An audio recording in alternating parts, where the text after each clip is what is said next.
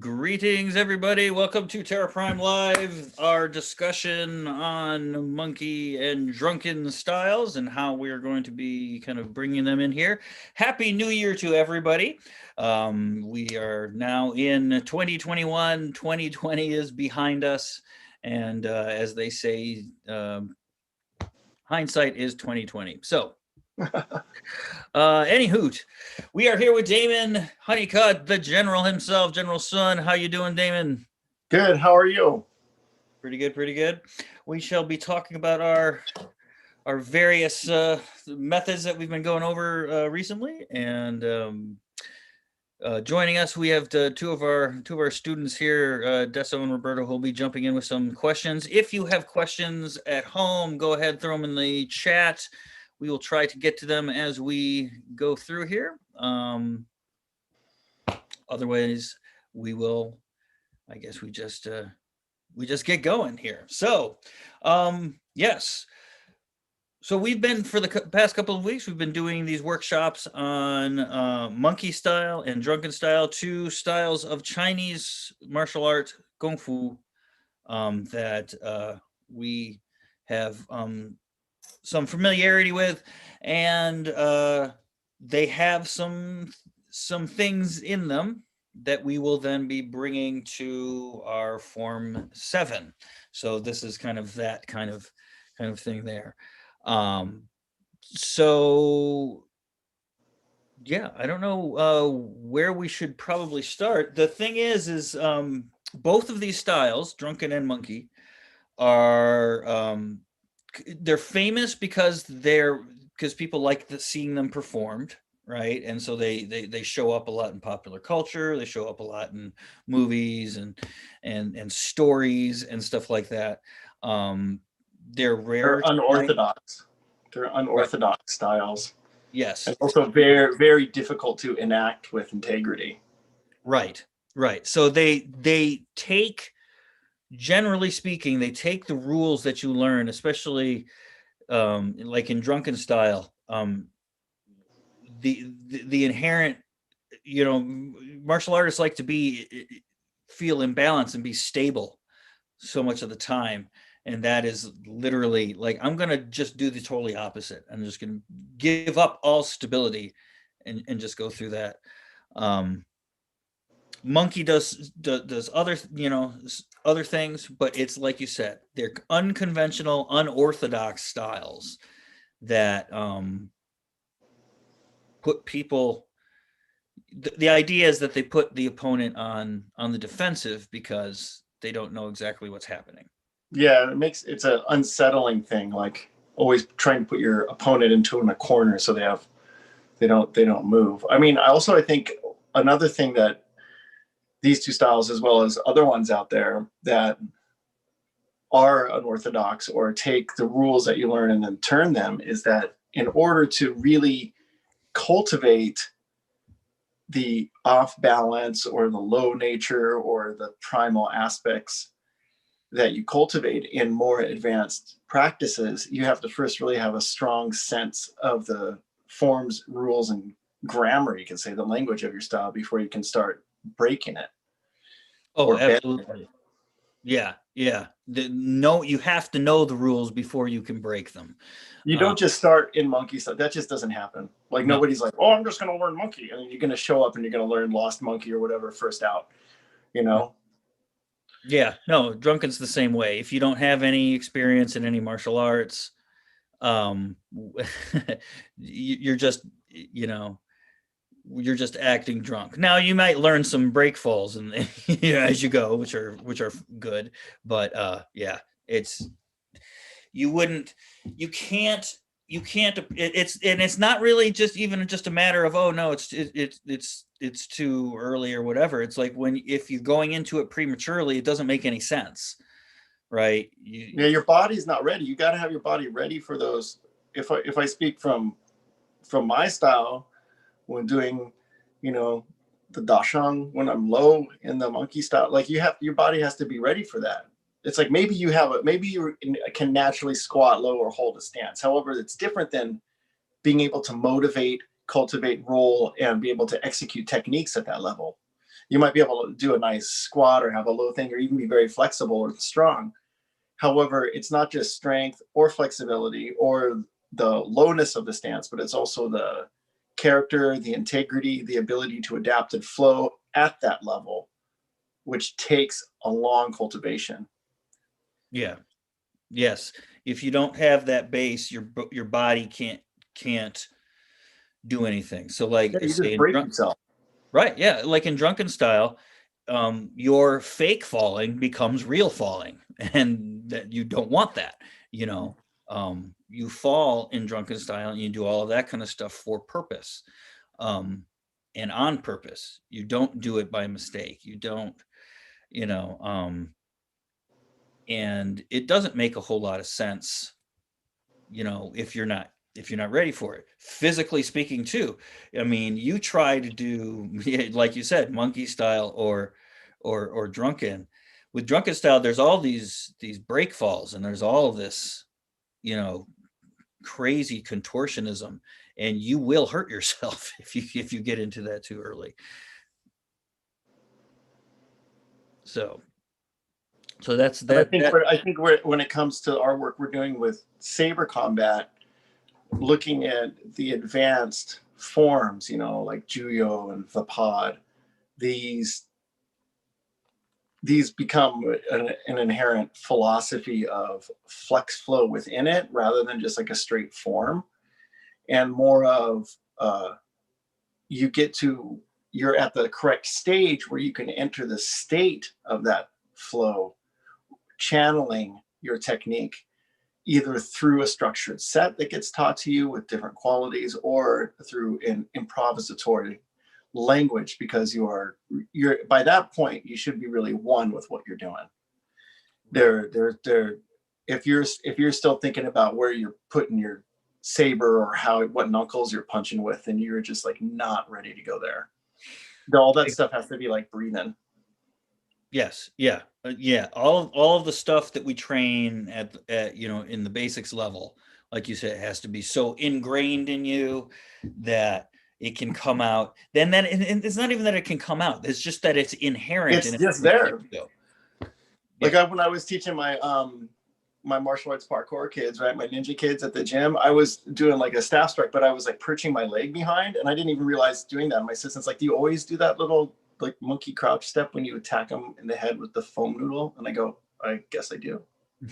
Like, because you don't know, Yeah. and that's a good testament to um when you start noticing things like that in yourself. That's a good testament to be like, oh wow, there's part of me that really has grokked that fully, and those are important things to note in your progress, and no matter what level you're at, Right. both as a goal and as a hindrance, because sometimes you want to be able to have control over that, not to be so subconscious that you default. Right. So it's pretty much coming down to the fact that it's in both of these methods, and in where we're kind of going with this, is that the physicality aspect of a form or of a art or of a method, that should all be taken care of. This is state of mind stuff. This is what you're doing with those building blocks that you've got, right? And a very good friend of mine, I've said this before, but a friend of mine who was in a band named Moltriffid, Chemo Ball, when I asked him if he had any advice for people on how to learn how to play guitar, he said, learn how to play your guitar very, very well so that you can play it in your sleep. And then forget that you know how to play your guitar and make it bark. And there's a kernel of truth in that, right? Is that you're basically saying, okay, I have my foundation set. I know that there's something underneath me and that can catch me. I've got my Right. safety net, right? And now I can feel free to let myself go, right? To do things that even people watching are going, "Oh my God, are you nuts?" Mhm. You know. That's good. If people are thinking that, then I think that's really good. There's also the caveat of like where you get a lot of I don't want to say modernistic thinking, but you get a lot of contemporary challenge, you could say, where it's like, okay, well, if it's about a state of mind and it's about a state that you're in, why can't I just put myself in that state and go? And I think a lot of people make that mistake. They're looking for, and it's not necessarily a mistake. I think everyone really needs to go through that gate.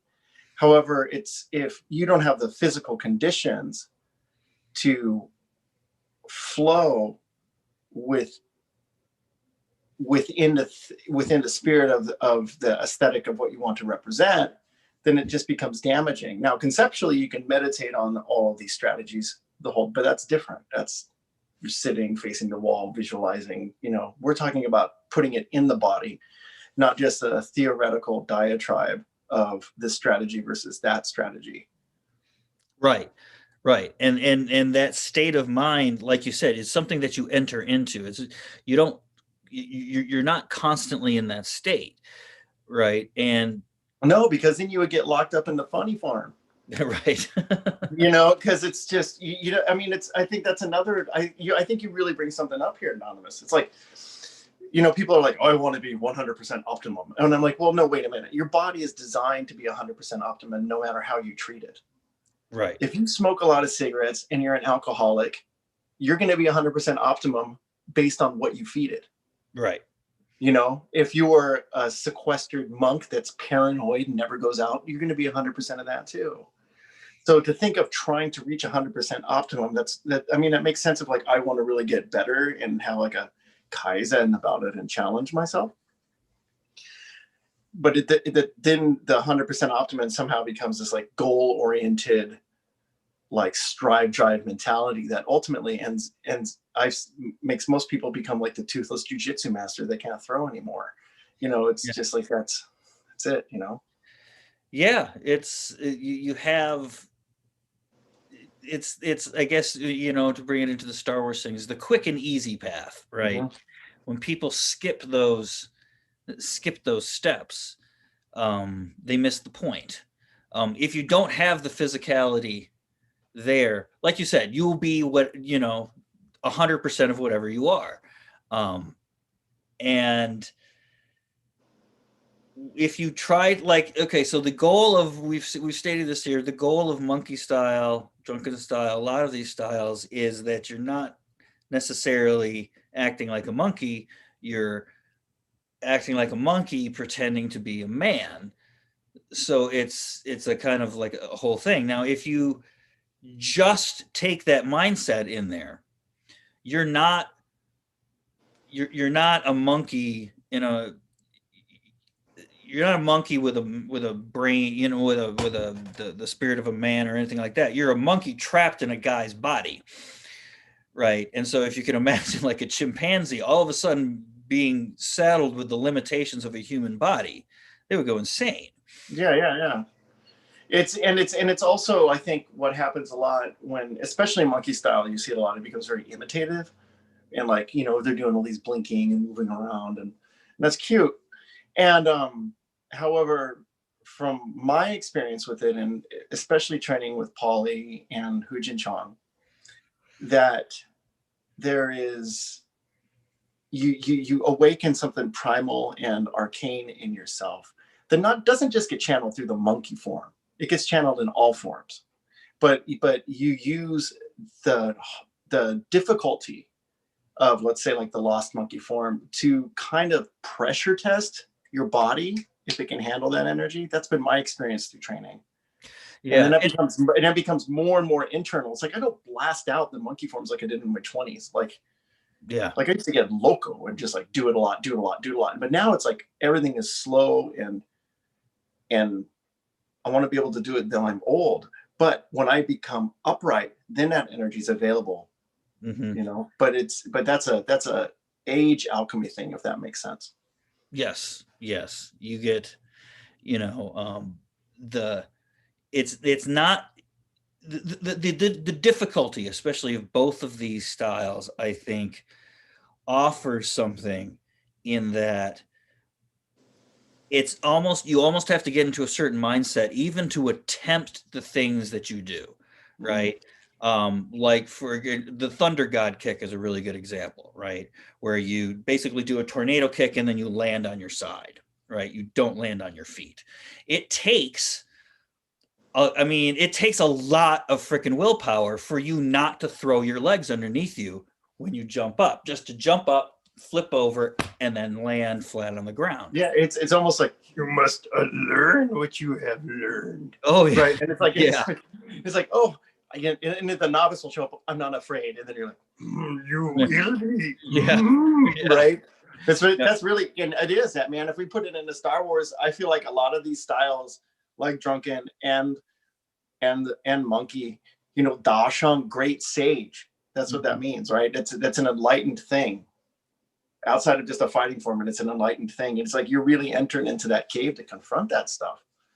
If you ain't ready, you ain't ready. It's true. No judgment of being ready or not, because you're going to go into that a lot. And I think that's also a very important thing to realize, is that you are constantly going to go back to that cave and constantly going to find new ways to cultivate that spirit and energy and flavor.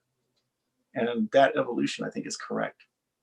Yeah, absolutely. The same with Drunken, that mindset is it's a very Taoist type mindset, in that it is like Wu Wei, the act of no action, doing of no doing, doing nothing, all that kind of thing, but doing something at the same time, where you are in a very physical way, allowing yourself, just giving yourself over to forces of nature like gravity and and all of that kind of stuff. And it's very much like surfing, right? To where you're not controlling the wave, you're just trying to navigate what's happening on it, and using that to kind of propel you forward. Gravity, I think gravity is awesome to think about. I think when you really cultivate technique, whether it's a physical technique like the gymnasts that I see, where they're defying gravity with their power, or when you're internal and you feel like you almost like in your Dantian have a singularity in itself that allows you to stick to things. I think there is, outside of any mystical quality, I think that there is an engagement of the body that creates a weight through the cultivation of physical knowledge. And I think that's super important. And I think gravity is something that everyone looks at form and shape and doing this but the gravity and the mass and the density of practice is also something very important. I mean, you got a solid stance. If your stance is solid, then your willpower is pretty solid too. Mm-hmm. True. And that's important to realize, rather than like, oh, well, you don't really ever fight that load. I'm like, no, you don't ever really fight that load. Most likely, most people aren't going to. Why do you practice horse stance? That doesn't make any sense. It's like, it's not practical. Oh, okay. Well, then I can hold horse stance for however many minutes, let's say. And that focuses my willpower to be able to overcome other obstacles that might be challenging if I otherwise didn't pressure test myself. Yeah, absolutely. I knew a boxing coach who said to me, it's like, the real reason we make boxers run, like behind cars and all that kind of crap, is not to improve their cardio. That's not the type of cardio they need for the ring. What they're trying to do is they're bringing them to the wall, right? And they're practicing pushing through the wall. And if you're in a fight, if you're in boxing, you're getting hit like that, you're going to hit that wall really quick, right? And if you cannot motor yourself through that, with discipline and willpower, stuff like that, you're done, right? And that's in any fight.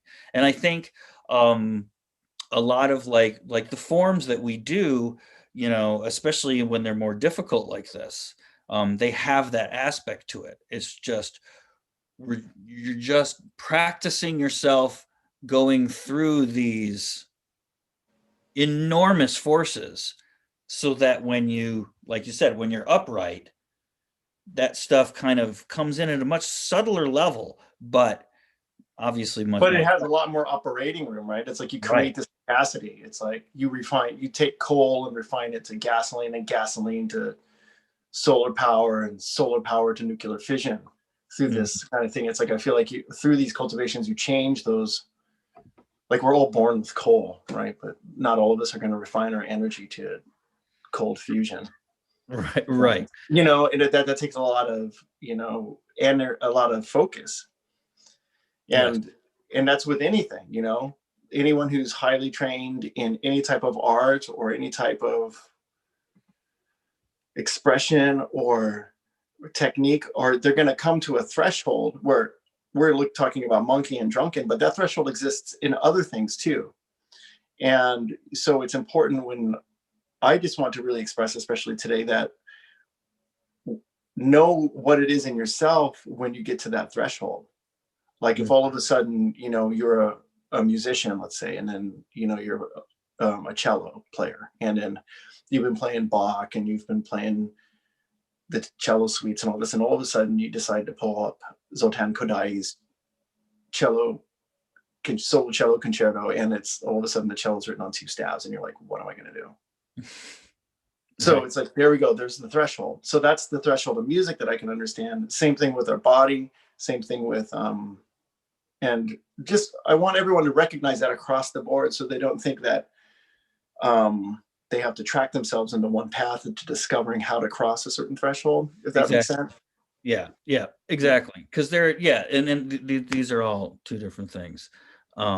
When your personal goals, when you're ready for what's going to happen, right? But I don't know. Well, actually, it's sometimes it's tough to know, because you don't necessarily have all the information. You don't know what's coming, that's for sure. Yeah, and I think when especially when I think maybe, and you can speak to this too, I think a lot too, Chad, is like when you're absent from your teacher and you reach a certain level, you are starting to cultivate these things on yourself, with yourself, and you're guiding, and you're making mistakes, and you're pushing yourself in ways that are different than maybe what you originally were taught. And I think that is super important with second tier stuff. When we think about Juyo or Vapad, I don't really believe that there's like, this is the Juyo form, because that's so like kind of first tier, right? Like, once you start getting up 5, 6, 7, you might have, okay, this is an inkling of this flow. However, it's like, think the aspect of Juyo and Vapad can be in one movement, or it can be in 20 movements. And I think that's an important thing to understand. And that goes and once you get to that kind of second tier, it goes all the way down to the other ones too, I feel. However, if you're still working on the first 4, you're not going to just jump up there and try that. You might have an illusion that you're doing it, but you don't have a trans-conceptual idea about that. You have a preconceived idea about it. Yes, very true. So why don't we? How are you guys doing? You guys got comments? I see Roberto. You might have a comment here. Go ahead and. I was just commenting on the requirement of technical mastery before you're able to actually start exploring more of those conceptual or state of mind type of aspects of the practice is like a music student that's still learning how to operate his musical instrument. This line on the staff equals this note. I have to hold it for this tempo to make this melody. Or a master musician that has his skill so ingrained that they look at the music and they can see and hear the flow in their head, and they're just singing through their instrument. They're not technically do, re, mi, fa, sol, fa. They're actually just singing a musical phrase through the instrument, and it gives you that second and third level of knowledge and expression that just imitating a set of muscular movements is. It can fake it, but it's not going to be able to understand it. Right. I think that's a beautiful example, and I think that's a very true example, and it's one that I think is accessible by a lot of people, because everyone listens to music, or we're surrounded by it. People love to play instruments, and you're not going to just, it's like you said, if you're still going do, re, mi, fa, sol, still doing solfege, you're not going to all of a sudden just play Stravinsky. That ain't happening, Yeah, and it's you can see what probably, like, because we use the music analogy here all the time. Probably for this, one of the best examples would be blues, right? Because the blues, ridiculously simple, and almost anybody within weeks of picking up a guitar can, if they're taught the 5-bar blues, can improvise a reasonably sounding blues tune and solo and everything like that. You don't need a ton of skill, to do it.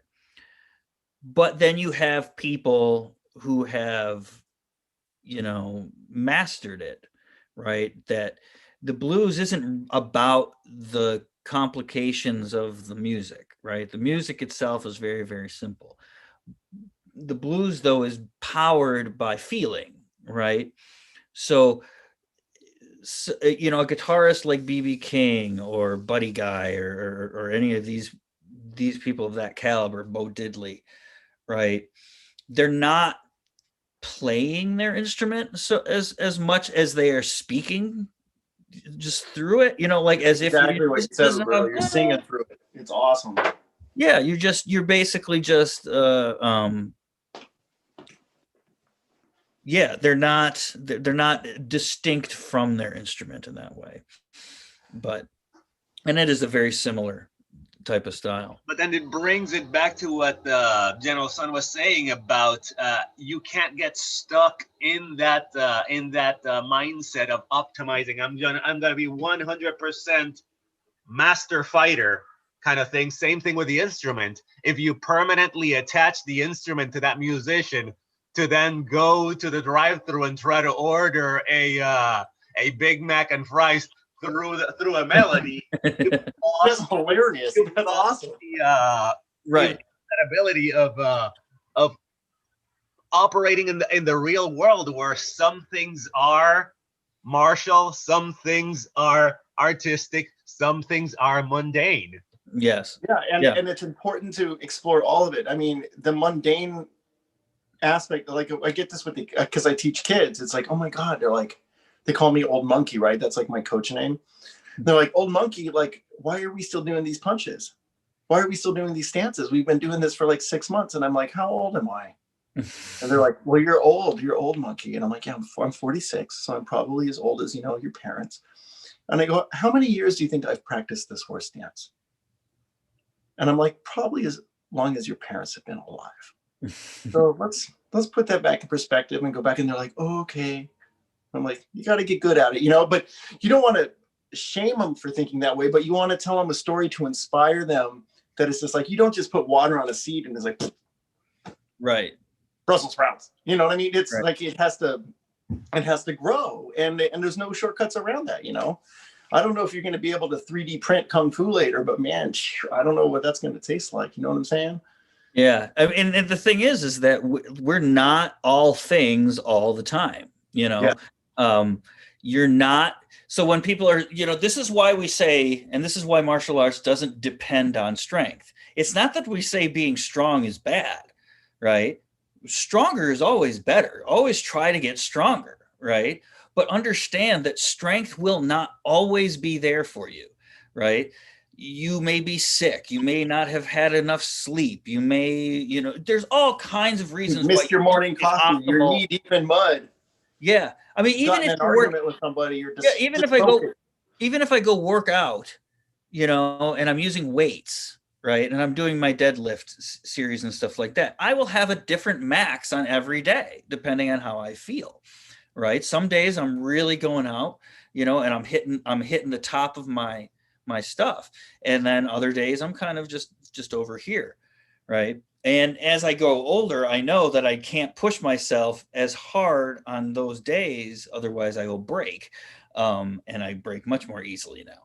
So I'm not gonna. Chad, you bring up a really good point, because I think it's, I think really looking at, like, with second tier things with what we're doing in saber combat, the goals and refinement of the first 4 forms that we do are super important. Yes. Once we feel that those 4 forms are starting to inform each other, and we start going through there, then there has to be a listening.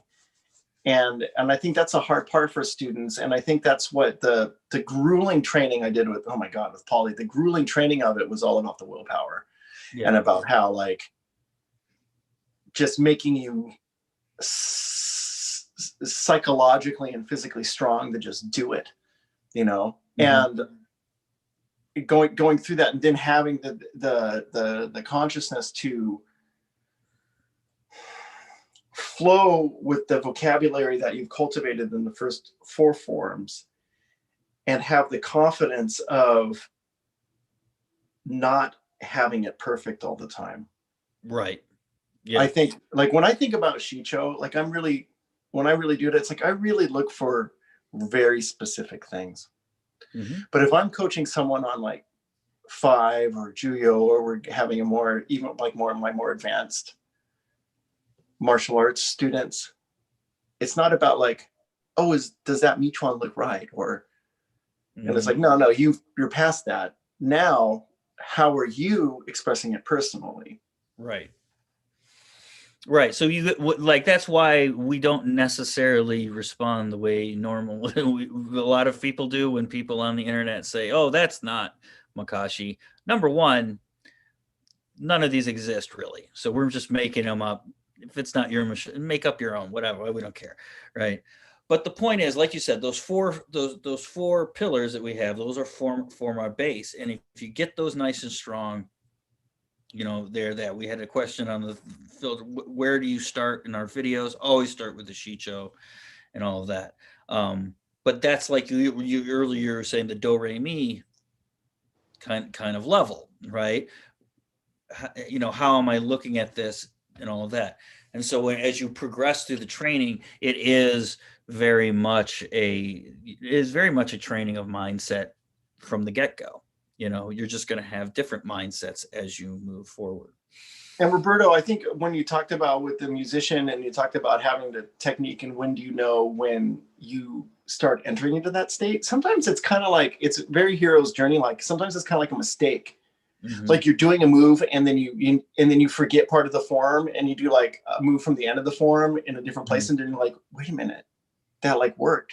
And then you stop everything and you go back and just, then there's an aspect of play and creativity that comes with it. And I think every student needs to listen to that rather than being like, oh, that wasn't right. It's just like, oh, no, okay, what did that inform me?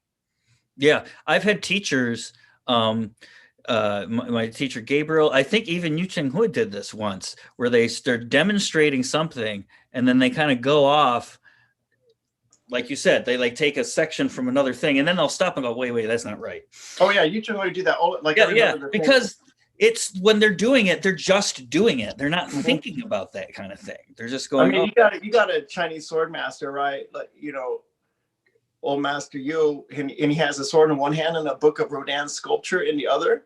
And he's telling people, it's like, your kung fu has to look like this guy's sculpture. And people are just like, what the hell is this guy talking about? And I'm just like, dude, you are awesome. Like, that is supreme. Like, that's so next level, you know? Yeah. And if you look at, I think visual arts is a good way, like, look at how people took so much realism and then turned it into cubism or impressionism. They took it and they just bent those rules, you know? Right. Impressionism was one. I mean, if you, and you know, I guess people who are not into the art world and stuff like this may not know, like, that's okay. That's what we got Google for.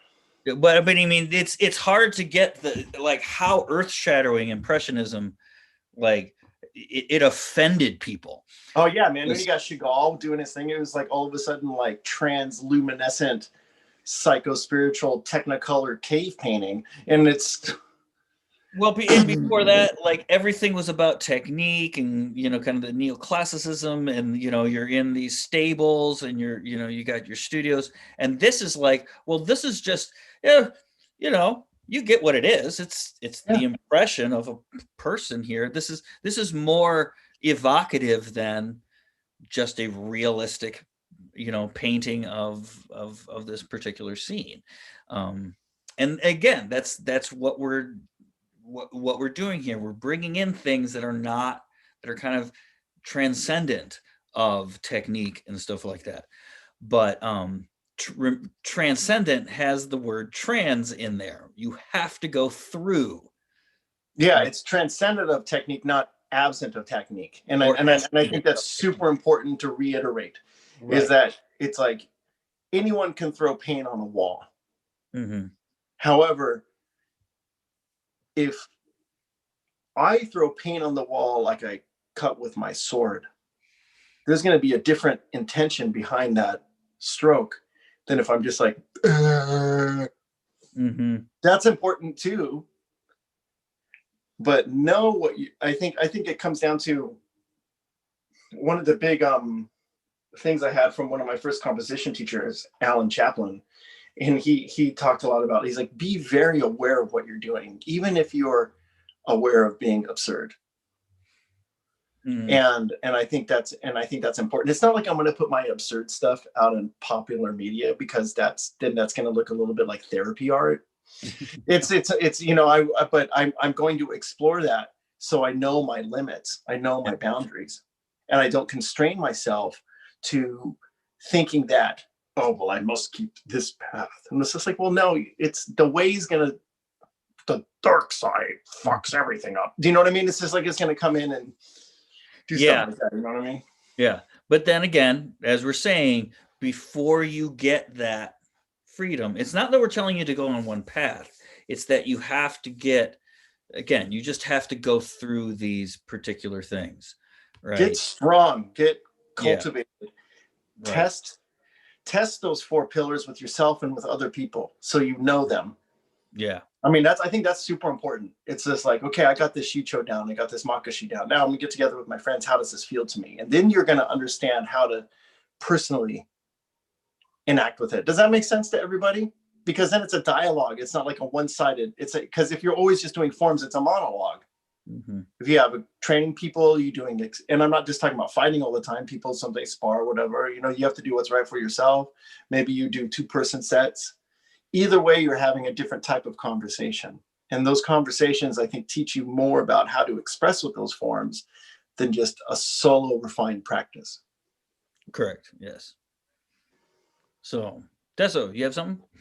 I got a few things actually. I think the United States in particular has been obsessed with martial arts at some level for at least since the 80s. That's as far back as I'm allowed to remember. Um, but I mean, taking it from there, we did not have the same resources then that we do now. I mean, the movie Karate Kid comes out and he's learning from a book and he learned from the YMCA and stuff like that. And that's what was available. Then you go through the 90s and the 2000s with the advent of much higher technologies, and you have Mortal Kombat, which features martial arts styles for that. And you've got Tekken, which really builds from there. And you have just like an exhibition of so many different types of martial arts. And I kind of wanted to get your guys' take on this, because you've got the different, the more recent, Soul Calibur. So you got your staff work, and in previous versions of it, they would have the exhibition mode, so you just watch them do their duron or their kata. And when you guys, having done this for so long and gone through your weapons training and your hand-to-hand training, and you see this put into a video game for the regular guys to just go, and girls, everybody to come in and see it and go, wow, that's really cool. How do you guys view something like that as inspiration for people, or as kind of a stepping stone to get them into classes? That's a good question. Oh yeah, I'm all for it. I love I love Soul Calibur. I love all these games. I don't play them so much anymore because I just don't have any time. But yeah, no, I mean that's I got into it through kung fu movies. So especially over here, and especially growing up in this culture, you're not necessarily going to have the same avenue into that, because kung fu is a Chinese cultural thing. So it belongs to there's it belongs to a greater culture.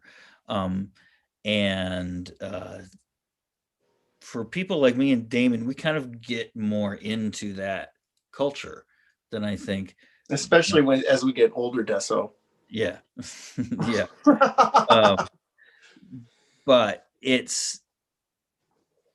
I know there's a strain of conservatism in martial arts, that people want to keep things the same as they were. There's lots of this, oh, that's not historical. That the historical thing's a new thing, but they used to say that's not traditional, that's not whatever. It's not real kung fu. It all comes down to the same thing. But so yeah, I see that there's a lot of people, and a lot of people degrade what we do because both Western and Eastern people who do weapon arts, because they think it's demeaning. So there are people who probably think that the people getting into martial arts through video games and stuff like that is that kind of way. I don't see it that way, because so much of the stuff has been constantly in popular culture and in entertainment and everything like that, that it's almost impossible to completely separate martial arts from entertainment, right? And theatricality, especially Asian martial arts, and Chinese especially, because there is a true tradition that goes, two traditions which are connected, the martial arts and opera, which are two cultural institutions that have cross-pollinated for centuries, right? And like I said, they're so closely, married. You can't. They're entwined. They're almost the same thing, and that gives a lot of people a lot of problems, especially if they think, the kind of prosaic idea that martial arts has to only be about fighting, when there are all kinds of aspects of martial arts, from chariots to archery to strategy to, you consider firearms a martial art? It all depends on definitions here. So I'm all for it. Damon, you want to maybe? Yeah, I mean, when I was younger and I lived in Connecticut and I was still studying under Master Hu, I got the Watkinson School, which was a school in West Hartford. The PE and dance departments called me up. They got my name somehow, and they said, like, listen, we have these group of like kind of alternative kids, and we want them to get physical, but we just kind of don't know what to do. And what happens is they were all a bunch of gamer kids. They all love video games. Now you got to remember, this is like early 2000s, right? This is before NY Jedi, before any of this, and they were all into D&D, and they were into like what you're talking about, this Virtual Fighter and everything. So I'm like, okay, I'm gonna train them in martial arts. And as they started to train them, they're like, wow, this moves in this game and this moves in that game. And I'm like, now you're doing the move. So you have a choice. Are you going to play the move or are you going to do the move? And so they less and less played video games. I mean, I love video games, don't get me wrong. They're awesome. But when they played it, they realized, wow, okay, I see it differently. They started perceiving how they played the game differently, and that inspired them to train better.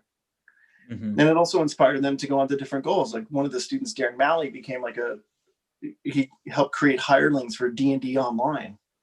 Like, he took that and he went somewhere with it.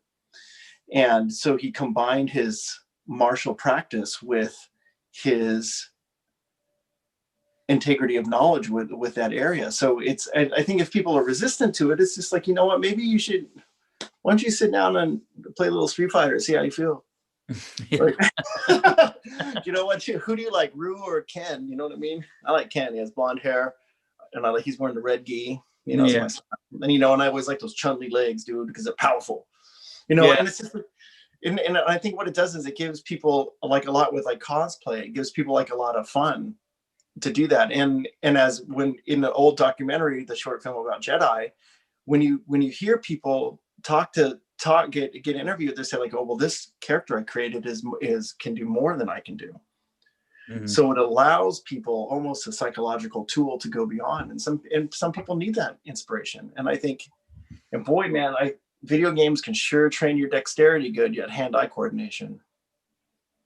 Yeah, Mhm. it's true. Absolutely. I don't think that, the modern everything changes, and time marches on, and if you want things to remain relevant, they have to be relevant to people, and whereas,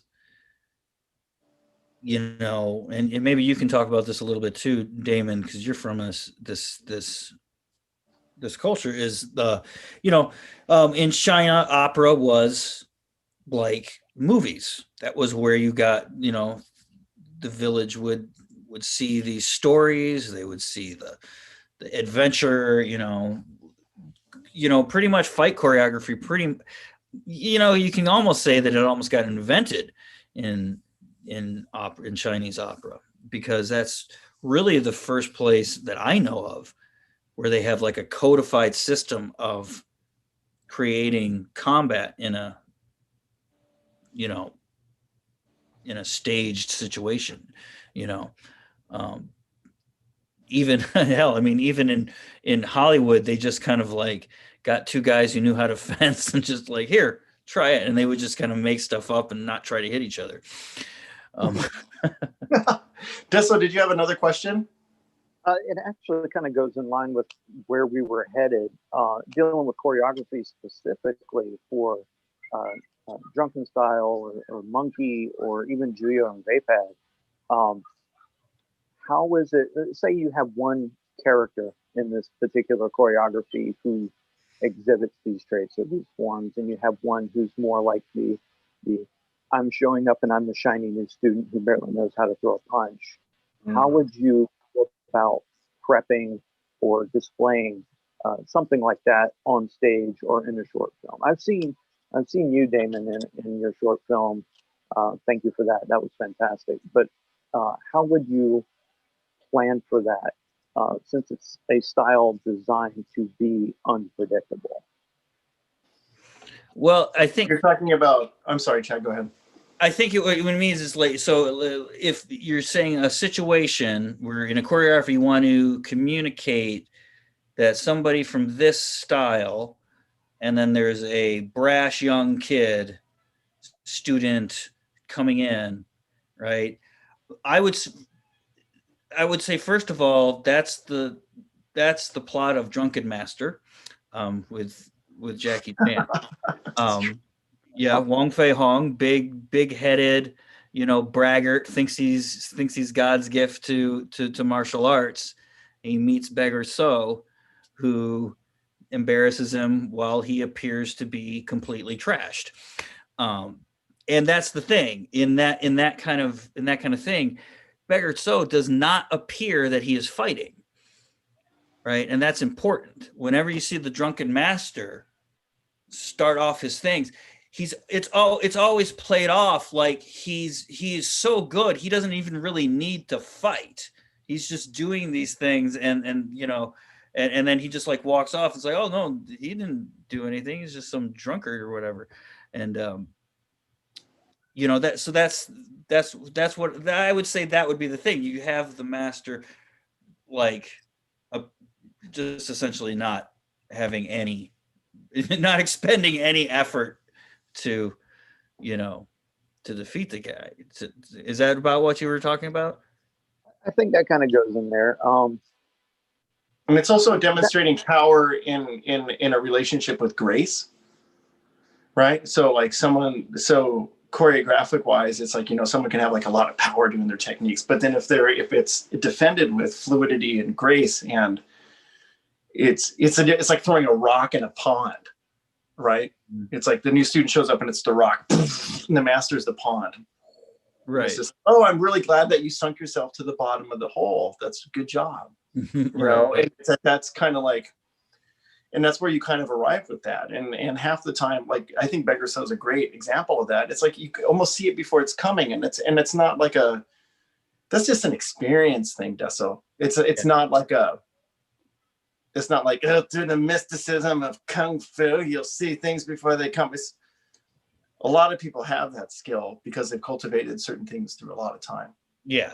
Yeah. I mean, and that's so like you, if you, and then, but I do understand that there's a difficulty. If you have somebody who is a novice and coming to that character, like a character who doesn't know anything, then you definitely you have a problem, because these techniques are not usually used unless there's a need for them, right? Like they're extreme techniques, right? Like Yeah, you they would demand a have lot to of act commitment. drunk unless you were like outrageously outnumbered, or whoever you were fighting was really good, you know.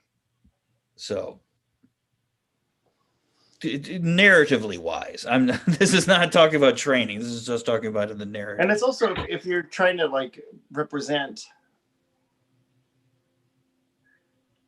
if you want to, I think choreographically, if you want to represent a gap between skill and the new person shows up, it's like, let's say the person that you're working with actually has a lot of skill, but they have to represent somebody who has very little skill. Then the hard part, which is of course the first step into the second tier thinking, is like, okay, here's my form, I'm going to do this punch and I know how to do that.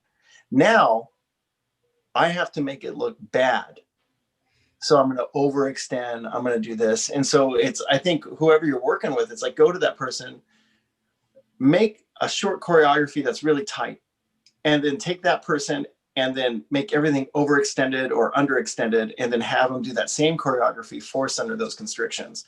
And that's going to take a lot of skill on their part, but it's also going to make it look really hilarious.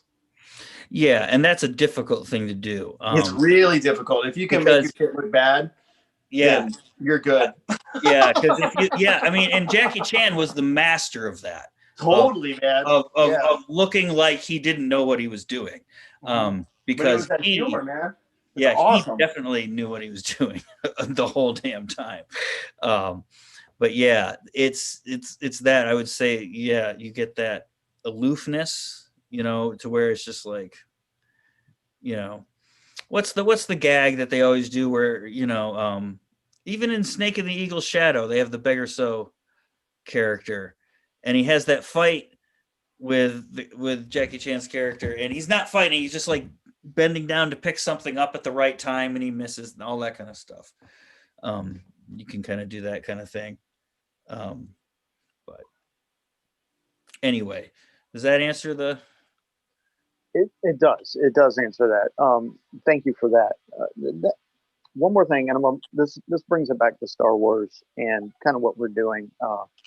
Canonically speaking, you've got Palpatine, Mace Windu, and Darth Maul were the three people who really exhibited the traits of Form 7. They're varied forms of Form 7. When it's specifically with the Darth Maul fight, as I learn more and as I train more, I find myself enjoying that fight specifically more and more, having seen how they put it together, where they step through with,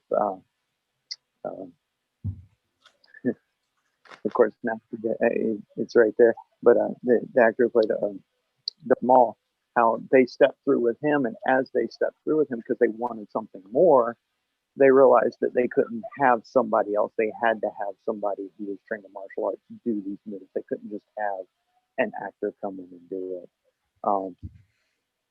But it's just, when these, and even fan films and stuff like that, when you go and you see these, how do you feel that their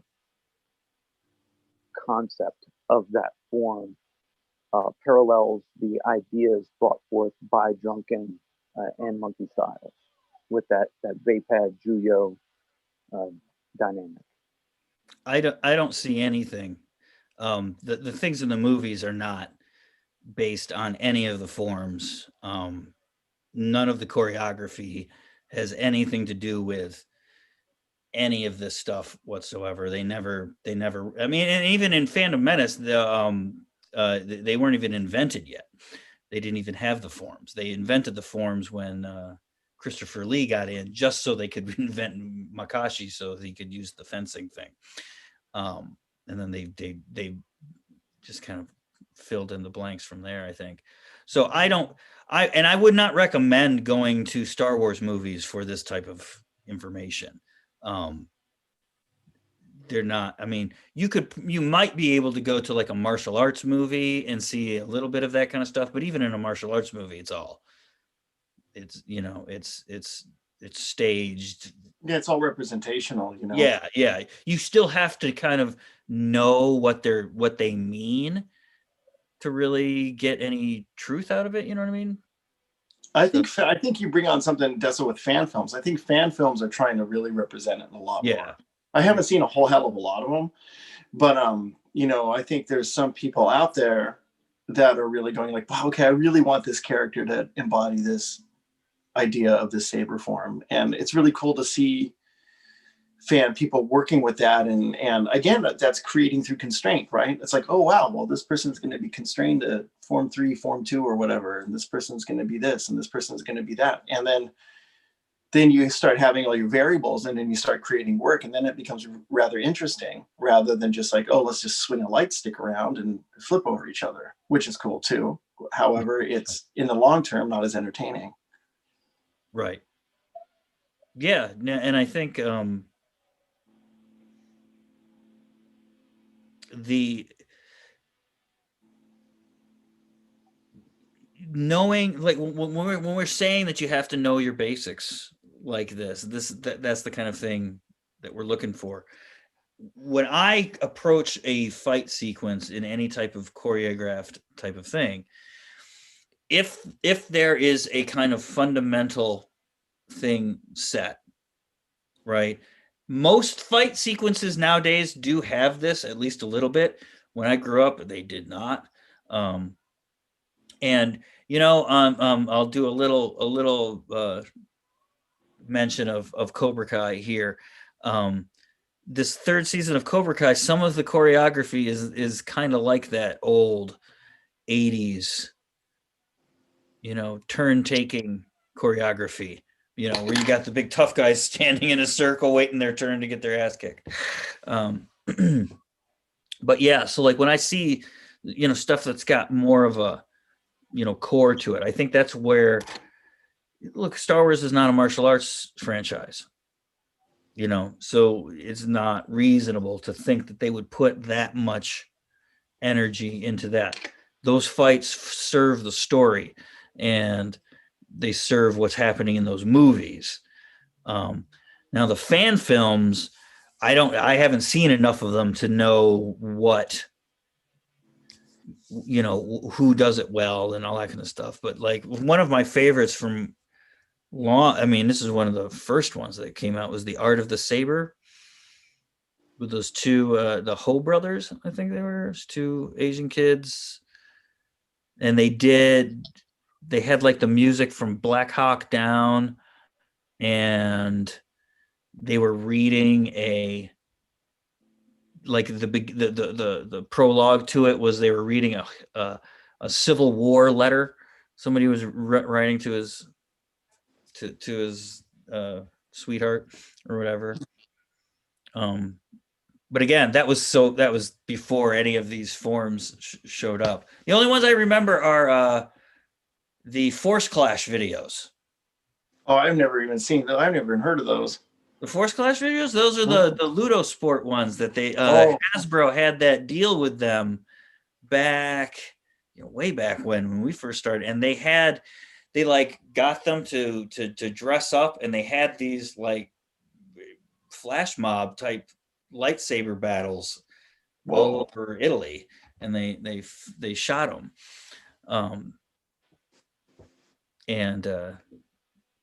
Yeah, they were really popular. That's where I got most of, I think most people got a lot of their ideas of where these forms should look. Interesting. Yeah, I'll send you some of those. Yeah, it'd be neat to see. They're not, they're okay. They're neat. But what about you? Do you see this anywhere in the choreographies that you see, Deso?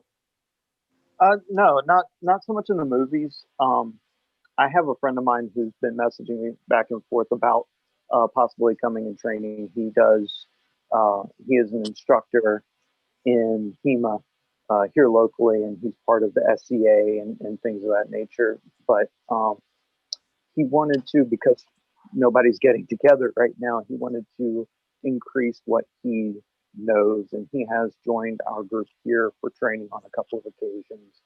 And I directed him towards Chicho, and then he messaged me last night and said he went over the other Dulon videos that are on YouTube, and he's really confused about Makashi because Makashi is supposed to be fencing, and this is more Tai Chi. So there was a long discussion about that, and I kind of redirected his thought process on what Makashi for this system was actually supposed to represent, where it's the time and distance, not a specific form.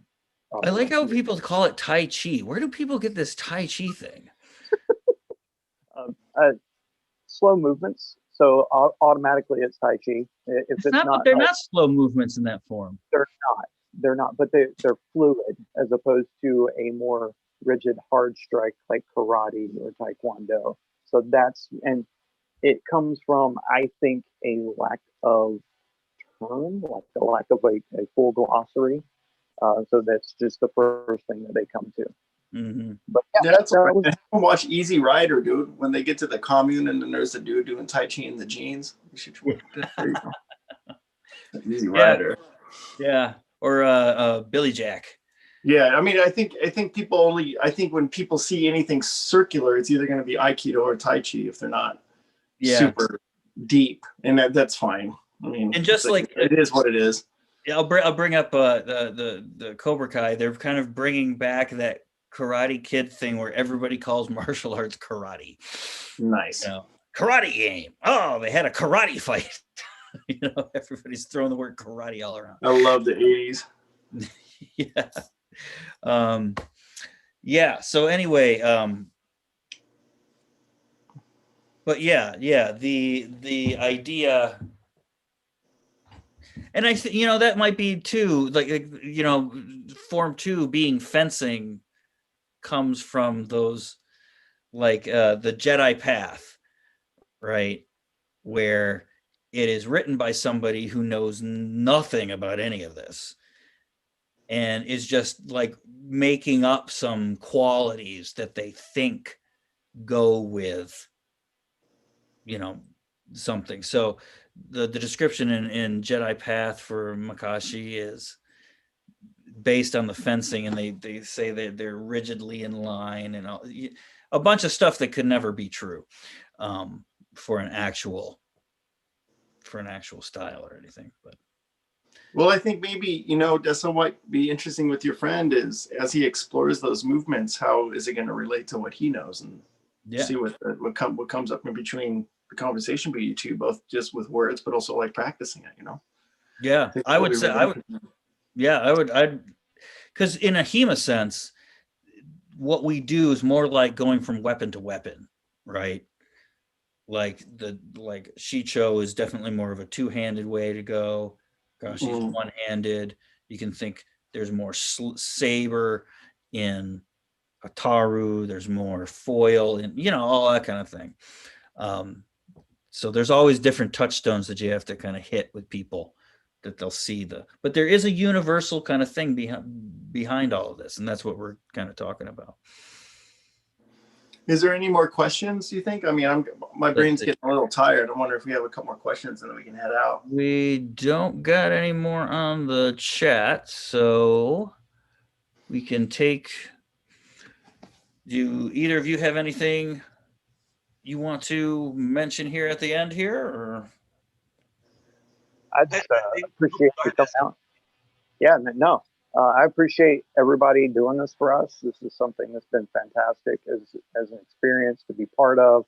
And anybody out there who's interested in learning any form of swordsmanship, please feel free to look us up. And I'll let Chad give all that information. But go ahead, Robert. What were you going to say, Roberto? No, I was just gonna add about exploring that modality of movement and being able to gain that mastery to be able to convey a message. So not only on a choreography being as a storytelling device in which you're either having a conversation through your movements, either with an opponent and it's a debate between the two, or it's a cooperative engagement in which you two are maybe having a mock debate, but the actual recipient of the message is the audience that's at the other side of the screen. Yeah, And it's beautiful. being able to go from that technique based thinking to that modality of movement and message conveyed through the movement, and that can even go in a